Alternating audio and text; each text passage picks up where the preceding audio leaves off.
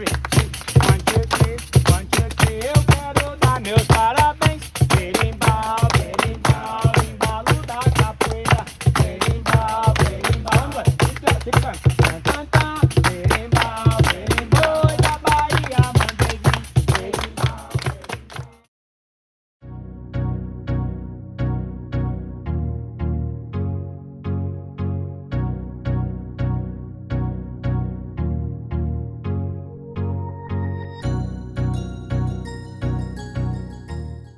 I am Major Miranda Hernandez. I am a foreign area officer in the United States Air Force, and I actually participated in Project Go in its very first year in 2007, and then again in 2008. Hello everyone, my name is Vanessa Huerta. I am a first lieutenant in the Florida Army National Guard. My name is Emily Colster. I am a lieutenant in the United States Air Force, and I am a security forces officer. My name is Catherine Grunke. I'm a second lieutenant in the United States Army. I completed Project Go at San Diego State University for 1 term, and then at the University of Maryland for 2 terms. I participated in one Project Go program, which was at San Diego State University, and the language I was learning at that time was Russian at a beginner stage, and that was summer of 2016. And the Project Go programs that I did the domestic program in 2018 and the foreign program or the abroad program in 2019, both for Portuguese, both through the San Diego State Project Go program. And obviously for the domestic one, I was at San Diego State's campus, and for the abroad one, I was in Florianópolis, Brazil.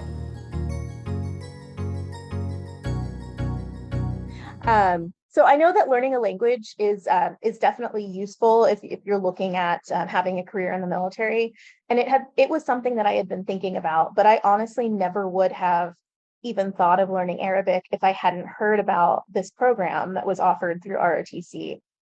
It just wasn't something that occurred to me. And now because of this program, I'm sitting here currently in Egypt in my second year of a 2-year assignment working at the embassy here. The biggest takeaway that I got from my experience in Project Go was really team building. So I was able to take back to my program as a cadet at that time, just team building, being able to listen to other people's opinion, being vulnerable, not afraid of making mistakes. When you're in a foreign language classroom setting, you make a lot of mistakes. That's just part of the learning process.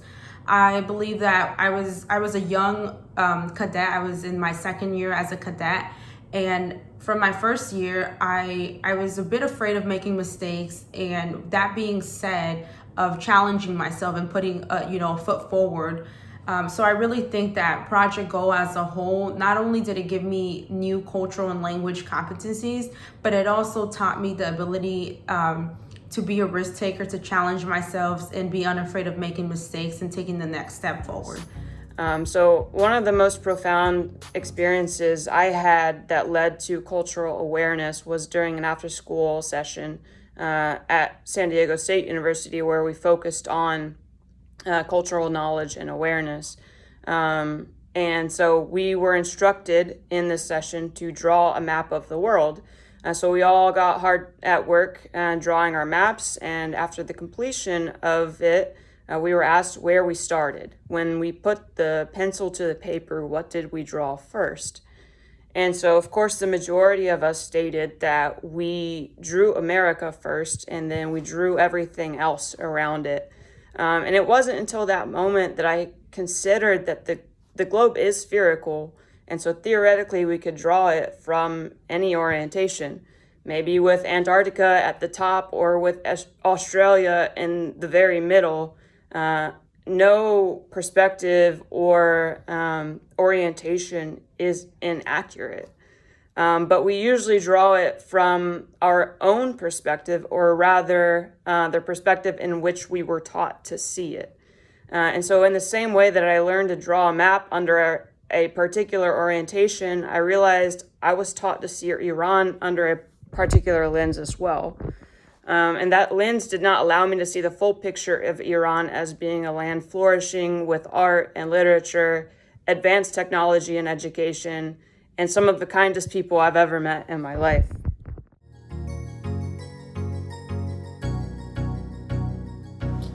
Well, I would say what I said to the other cadets in my program when I told them about Project Go, which is, why not do Project Go?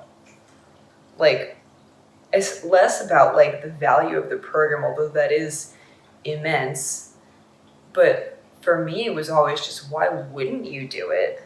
Like, why would you not take a summer and have the only thing on your plate be learn another language? When will you ever get that kind of opportunity again to like have someone else pay for your intensive language training?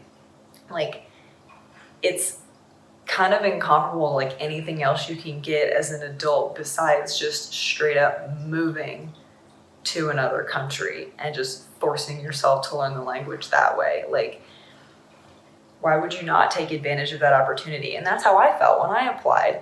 I wasn't necessarily thinking about the value of Project Go as like a career booster, as a resume booster. I was like, why wouldn't I learn Portuguese? When else am I gonna have the opportunity to learn Portuguese? Or if I'd chosen to do Russian or Chinese or Arabic or Persian Farsi, why not?